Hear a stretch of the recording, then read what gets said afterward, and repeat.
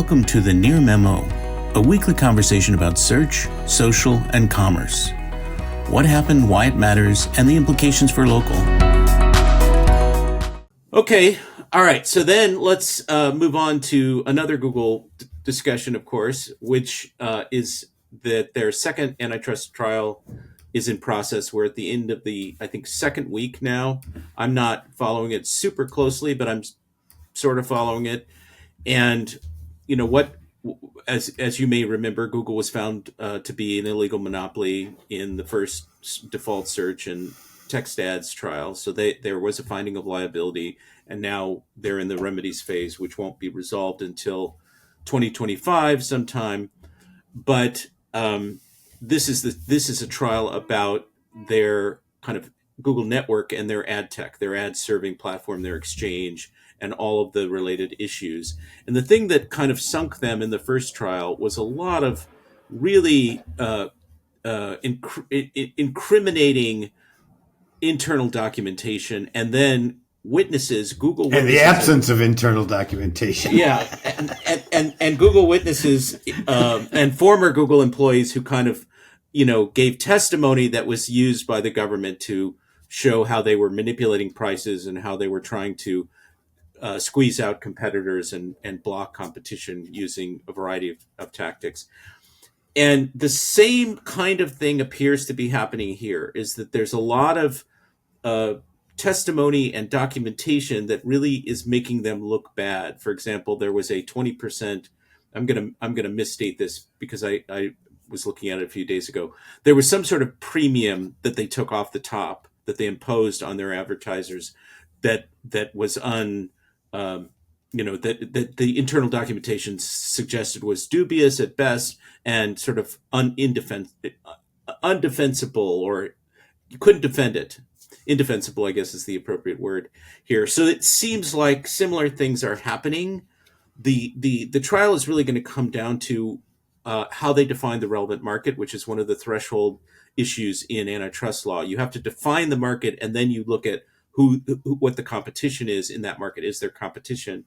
And Google is obviously trying to define the market for display advertising very, very broadly and say, we've got Amazon over here, and we've got Facebook, and we've got other competitors, Criteo, and there are all these networks. In that context, if they win that argument, they probably don't suffer in this case. They probably get out of this case. If they don't win that argument, if the market is defined more narrowly, then I think there is another finding of liability. And what's interesting is that Reuters reported this week that Google had offered to sell its AdX. I guess that's the exchange piece of its platform, which ultimately comes out of its 2008 DoubleClick acquisition, as a way to head off antitrust proceedings in Europe. And it's kind of an admission in a way. It's not an admission per se, but it's kind of a statement like, okay, we can decouple this, or we can divest this piece, and we're willing to do that. That will be very influential in the U.S. if they are found liable in the second trial. And that will be almost certainly the requested government remedy, that they get rid of that they divest pieces of that advertising infrastructure. So we'll see. Go ahead, Mike. Well, I was going to say, even if the market is not determined to be a market for antitrust, Google has been shown in this new trial to have this very aggressive win at all costs internal attitude, which I've always seen and always known about and recognized from their battles in local. They take no prisoners. And I think from a public relations point of view, I don't care if they win or lose this thing.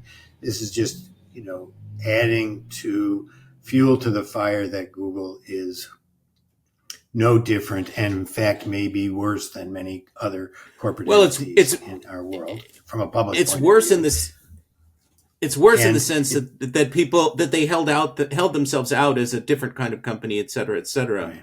And so there's a gap between what they're trying to project and what's going on, in fact. Go ahead. So it's going to affect public perception. I think we've read an article last week that it's being priced into their stock. I mean, it's going to affect them win, lose, or draw. Now, the other thing, if they lose, that will also precipitate a number of suits. Like in the last one they just lost, the Yelp suit and this other suit.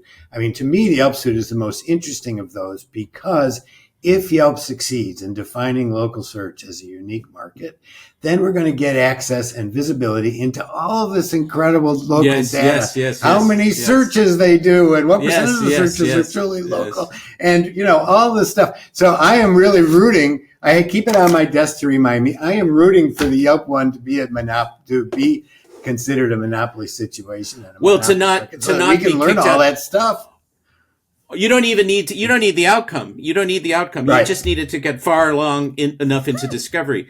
So Google will try and get rid of it. Exactly. They'll try and dismiss the suit up front. But if they pass the kind of motion to dismiss phase, if you get into discovery where people are starting to exchange documents and there are depositions where testimony is given, then all of that stuff is becomes part of the public record. If it goes to trial. If it doesn't go to trial, I don't think you see, you won't see the depositions, but you'll see the trial exhibits if it goes to trial. So hopefully we'll get some visibility into all those sort of juicy details that you talked about. It would be very I can't interesting. wait. I mean, this is, I can't wait. Well, the Yelp suit is about antitrust. Google is monopolizing local. The other suit that you alluded to, Cabrera versus Google, is about advertisers being overcharged in a paid search context, and it has a lot of sort of arcane detail in it. But basically, it's saying, Google sort of systematically overcharged advertisers, and now we want our money back, or we want some portion of our money back. And you're right that these big trials lead to other lawsuits by stakeholders that then can call upon the evidence in those earlier trials in support of their cases. So it'll be interesting to see. And the statement you made about the pricing of these legal cases into Google's valuation reflects that advertisers think that Google is not going to emerge unscathed, that they're going to take some kind of major hit, probably. Not advertisers, Wall Street thinks. I'm sorry, Wall Street. Yes, Wall Street. Yeah. Yes, I meant Wall Street. Investors is who I meant. And then, I think that's all for that one. We could go on and on about some of the data coming out, and but there'll be more over the coming weeks. There'll be much more to talk about. Thanks for joining David, Mike, and Greg. To stay on top of the latest developments in local, subscribe to our newsletter at nearmedia.co. We'll see you next week.